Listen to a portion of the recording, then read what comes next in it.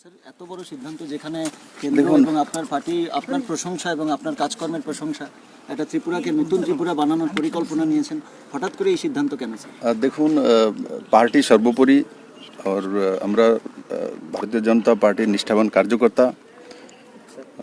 তৎকালীন অধ্যক্ষ অমিত ভাই শাহজিনী আমাকে প্রদেশ সভাপতি হিসাবে নিযুক্ত করেছিলেন ও তারপর থেকে কাজ করা শুরু করেছি ওনার মার্গদর্শনে, মাননীয় প্রধানমন্ত্রীজির মার্গদর্শনে।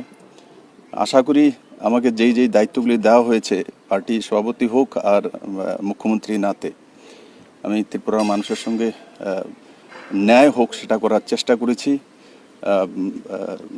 এবং ত্রিপুরার ওভারঅল ডেভেলপমেন্ট হোক, মানুষ শান্তিতে থাকুক আর কমিউনিস্ট থেকে মুক্তি পেয়ে মানুষ একটা নতুন দিশায় চলতে চাইছিল।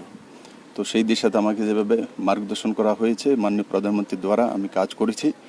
এখন পার্টি চাইছে সামনে 23-এ ইলেকশন আছে, ইলেকশনে তার জন্য সংগঠনে দায়িত্ববান কার্যকর্তাকে নিয়ে আসার জন্য।